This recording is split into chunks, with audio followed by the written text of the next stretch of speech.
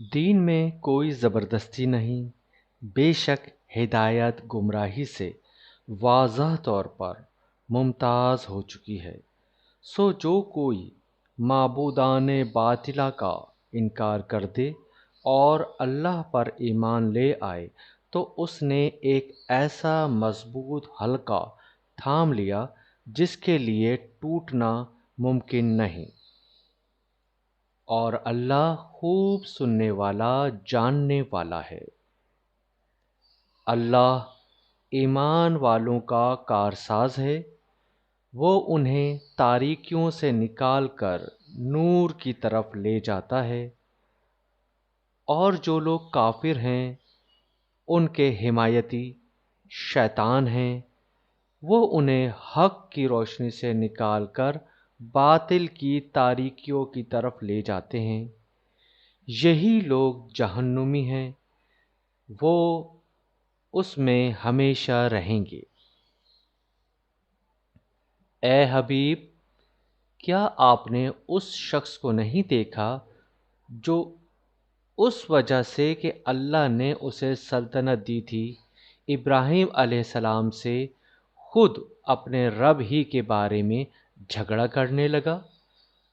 جب ابراہیم علیہ السلام نے کہا میرا رب وہ ہے جو زندہ بھی کرتا ہے اور مارتا بھی ہے، تو جواباً کہنے لگا میں بھی زندہ کرتا ہوں اور مارتا ہوں۔ ابراہیم علیہ السلام نے کہا بے شک اللہ سورج کو مشرق کی طرف سے نکالتا ہے اور تو اسے مغرب کی طرف سے نکال لا۔ سو وہ کافر دہشت زدہ ہو گیا، اور اللہ ظالم قوم کو حق کی راہ نہیں دکھاتا۔ یا اسی طرح اس شخص کو نہیں دیکھا جو ایک بستی پر سے گزرا جو اپنی چھتوں پر گری پڑی تھی، تو اس نے کہا کہ اللہ اس کی موت کے بعد اسے کیسے زندہ فرمائے گا؟ سو اپنی قدرت کا مشاہدہ کرانے کے لیے اللہ نے اسے 100 برس تک مردہ رکھا، پھر اسے زندہ کیا۔ بعد ازاں پوچھا تو یہاں مرنے کے بعد کتنی دیر ٹھہرا رہا ہے؟ اس نے کہا میں ایک دن یا ایک دن کا بھی کچھ حصہ ٹھہرا ہوں۔ فرمایا نہیں، بلکہ تو 100 برس پڑا رہا ہے۔ پس اب تو اپنے کھانے اور پینے کی چیزوں کو دیکھ، وہ متغیر باسی بھی نہیں ہوئیں، اور اب اپنے گدھے کی طرف نظر کر جس کی ہڈیاں بھی سلامت نہیں رہیں، اور یہ اس لیے کہ ہم تجھے لوگوں کے لیے اپنی قدرت کی نشانی بنا دیں۔ اور اب ان ہڈیوں کی طرف دیکھ، ہم انہیں کیسے جنبش دیتے اور اٹھاتے ہیں، پھر انہیں گوشت کا لباس پہناتے ہیں۔ جب یہ معاملہ اس پر خوب آشکار ہو گیا تو بول اٹھا میں مشاہداتی یقین سے جان گیا ہوں کہ بے شک اللہ ہر چیز پر خوب قادر ہے۔ اور وہ واقعہ بھی یاد کریں جب ابراہیم علیہ السلام نے عرض کیا میرے رب مجھے دکھا دے کہ تو مردوں کو کس طرح زندہ فرماتا ہے۔ ارشاد ہوا کیا تم یقین نہیں رکھتے؟ اس نے عرض کیا کیوں نہیں، یقین رکھتا ہوں، لیکن چاہتا ہوں کہ میرے دل کو بھی خوب سکون نصیب ہو جائے۔ ارشاد فرمایا سو تم 4 پرندے پکڑ لو، پھر انہیں اپنی طرف مانوس کر لو، پھر انہیں ذبح کر کے ان کا ایک ایک ٹکڑا ایک ایک پہاڑ پر رکھ دو، پھر انہیں بلاؤ، وہ تمہارے پاس دوڑتے ہوئے آ جائیں گے، اور جان لو کہ یقیناً اللہ بڑا غالب، بڑی حکمت والا ہے۔ جو لوگ اللہ کی راہ میں اپنے مال خرچ کرتے ہیں ان کی مثال اس دانے کی سی ہے جس سے 7 بالیاں اگیں اور پھر ہر بالی میں 100 دانے ہوں، یعنی 700 گنا اجر پاتے ہیں، اور اللہ جس کے لیے چاہتا ہے اس سے بھی اضافہ فرما دیتا ہے، اور اللہ بڑی وسعت والا، خوب جاننے والا ہے۔ جو لوگ اللہ کی راہ میں اپنے مال خرچ کرتے ہیں پھر اپنے خرچ کیے ہوئے کے پیچھے نہ احسان جتلاتے ہیں اور نہ اذیت دیتے ہیں، ان کے لیے ان کے رب کے پاس ان کا اجر ہے، اور روز قیامت ان پر نہ کوئی خوف ہوگا اور نہ وہ غمگین ہوں گے۔ سائل سے نرمی کے ساتھ گفتگو کرنا اور درگزر کرنا اس صدقے سے کہیں بہتر ہے جس کے بعد اس کی دل آزاری ہو، اور اللہ بے نیاز بڑا حلم والا ہے۔ اے ایمان والوں، اپنے صدقات بعد ازاں احسان جتا کر اور دکھ دے کر اس شخص کی طرح برباد نہ کر لیا کرو جو مال لوگوں کے دکھانے کے لیے خرچ کرتا ہے اور نہ اللہ پر ایمان رکھتا ہے اور نہ روز قیامت پر۔ اس کی مثال ایک ایسے چکنے پتھر کی سی ہے جس پر تھوڑی سی مٹی پڑی ہو، پھر اس پر زوردار بارش ہو تو وہ اسے پھر وہی سخت اور صاف پتھر کر کے ہی چھوڑ دے۔ سو اپنی کمائی میں سے ان ریاکاروں کے ہاتھ کچھ بھی نہیں آئے گا، اور اللہ کافر قوم کو ہدایت نہیں فرماتا۔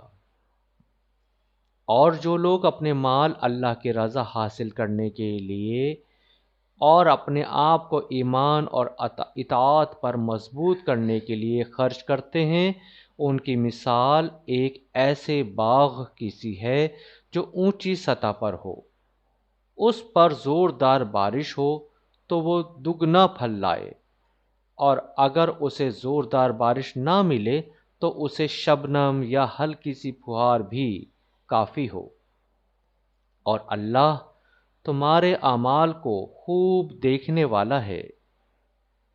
کیا تم میں سے کوئی شخص یہ پسند کرے گا کہ اس کے پاس کھجوروں اور انگوروں کا ایک باغ ہو جس کے نیچے نہریں بہتی ہوں، اس کے لیے اس میں کھجوروں اور انگوروں کے علاوہ بھی ہر قسم کے پھل ہوں، اور ایسے وقت میں اسے بڑھاپا آ پہنچے اور ابھی اس کی اولاد بھی ناتواں ہو، اور ایسے وقت میں اس باغ پر ایک بگولا آ جائے جس میں نری آگ ہو اور وہ باغ جل جائے، تو اس کی محرومی اور پریشانی کا عالم کیا ہوگا۔ اسی طرح اللہ تمہارے لیے نشانیاں واضح طور پر بیان فرماتا ہے تاکہ تم غور کرو۔ سو کیا تم چاہتے ہو کہ آخرت میں تمہارے اعمال کا باغ بھی ریاکاری کے آگ میں جل کر بھسم ہو جائے اور تمہیں سنبھال دینے والا بھی کوئی نہ ہو؟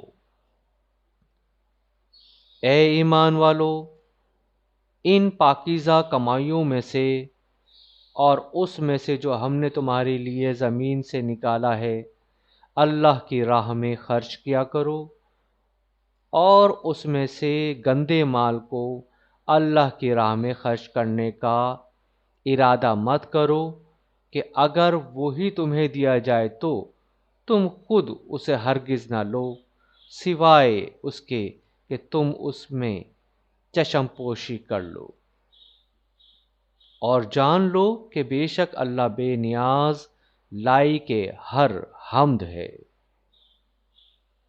شیطان تمہیں اللہ کی راہ میں خرچ کرنے سے روکنے کے لیے تنگ دستی کا خوف دلاتا ہے اور بے حیائی کا حکم دیتا ہے، اور اللہ تم سے اپنی بخشش اور فضل کا وعدہ فرماتا ہے، اور اللہ بہت وسعت والا، خوب جاننے والا ہے۔ جسے چاہتا ہے دانائی عطا فرما دیتا ہے، اور جسے حکمت اور دانائی عطا کی گئی اسے بہت بڑی بھلائی نصیب ہو گئی۔ اور صرف وہی لوگ نصیحت حاصل کرتے ہیں جو صاحب عقل و دانش ہیں۔ اور تم جو کچھ بھی خرچ کرو یا تم جو منت بھی مانو تو اللہ اسے یقیناً جانتا ہے، اور ظالموں کے لیے کوئی مددگار نہیں۔ اگر تم خیرات ظاہر کر کے دو تو یہ بھی اچھا ہے، اس سے دوسروں کو ترغیب ہوگی، اور اگر تم انہیں مخفی رکھو اور وہ محتاجوں کو پہنچا دو تو یہ تمہارے لیے اور بہتر ہے، اور اللہ اس خیرات کی وجہ سے تمہارے کچھ گناہوں کو تم سے دور فرما دے گا، اور اللہ تمہارے اعمال سے باخبر ہے۔ ان کو ہدایت دینا آپ کے ذمے نہیں، بلکہ اللہ ہی جسے چاہتا ہے ہدایت سے نوازتا ہے۔ اور تم جو مال بھی خرچ کرو سو وہ تمہارے اپنے فائدے میں ہے، اور اللہ کی رضا جوئی کے سوا تمہارا خرچ کرنا مناسب ہی نہیں ہے۔ اور تم جو مال بھی خرچ کرو گے اس کا اجر تمہیں پورا پورا دیا جائے گا، اور تم پر کوئی ظلم نہیں کیا جائے گا۔ خیرات ان فقراء کا حق ہے جو اللہ کی راہ میں کسب معاش سے روک دیے گئے ہیں، وہ امور دین میں ہمہ وقت مشغول رہنے کے باعث زمین میں چل پھر بھی نہیں سکتے۔ ان کے زہداً طمع سے باز رہنے کے باعث نادان جو ان کے حال سے بے خبر ہیں انہیں مالدار سمجھے ہوئے ہیں۔ تم انہیں ان کی صورت سے پہچان لوگے، وہ لوگوں سے بالکل سوال ہی نہیں کرتے کہ کہیں مخلوق کے سامنے گڑ گڑانا نہ پڑے۔ اور تم جو مال بھی خرچ کرو تو بے شک اللہ اسے خوب جانتا ہے۔ جو لوگ اللہ کی راہ میں شب و روز اپنے مال پوشیدہ اور ظاہر